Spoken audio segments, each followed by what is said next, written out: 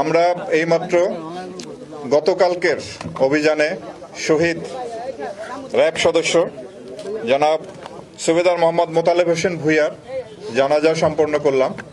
আপনারা জানেন যে গতকালকে জঙ্গল সলিমপুরে র্যাব 7-এর একটি টিম একটি অপারেশনে যায় এবং সেখানে তারা সন্ত্রাসীর দ্বারা অতর্কিত আক্রমণের শিকার হয়, যার প্রেক্ষিতে আমাদের একজন সদস্য নায়েব সুবেদার মোতালেব শহীদ হন এবং অন্য 3 জন সদস্য মারাত্মকভাবে জখমপ্রাপ্ত হন। তো আমি আজকে তাদেরকে সিএমএইচে দেখছি, চিকিৎসাধীন আছে, তারা ইনশাল্লাহ ভালোর দিকে। আর নায়েব সুবেদার মোতালেবের জানাজায় অংশগ্রহণ করলাম।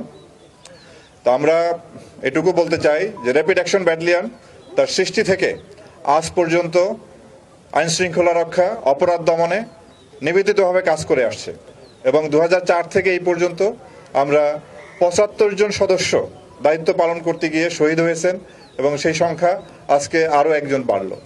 তা আমরা এইটুকু আপনাদেরকে আশ্বস্ত করতে চাই, এই দেশের আইন শৃঙ্খলা রক্ষার জন্য, অপরাধ দমনের জন্য আমরা সর্বশক্তি দিয়ে কাজ করব, আমরা সাহসিকতার সঙ্গে কাজ করব।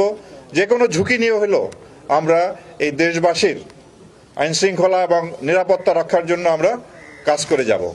আপনারা জানেন যে আমরা জুলাই আগস্টের পরে গত 1.5 বছরে আমরা অনেক সন্ত্রাসী গ্রেপ্তার করেছি, অনেক অস্ত্র উদ্ধার করেছি এবং প্রত্যেকটা অভিযানের পিছনে একটা নির্দিষ্ট পরিমাণ কিন্তু ঝুঁকি থাকে। সেই ঝুঁকিগুলাকে আমরা মোকাবেলা করে অভিযান পরিচালনা করি। হয়তো 2-1 ক্ষেত্রে 2-1টি ব্যতিক্রম হয়।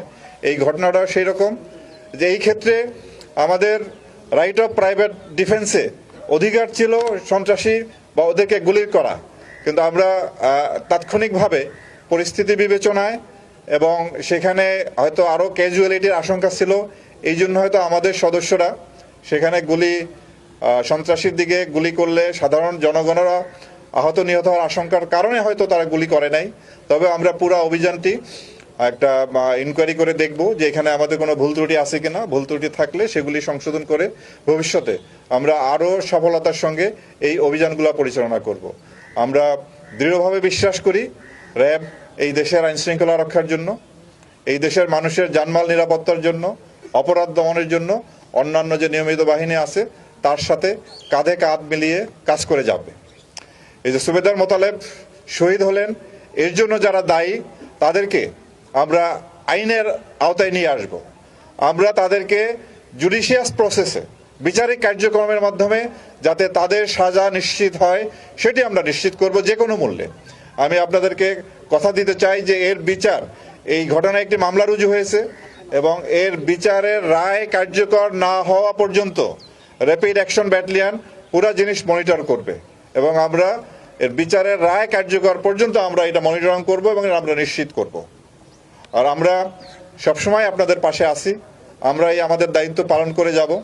শহীদ মোতালেবের পরিবার, অপূরণীয় ক্ষতি হয়েছে সেই পরিবারের, তার স্ত্রী স্বামী হারিয়েছেন, তার সন্তানরা পিতা হারিয়েছেন।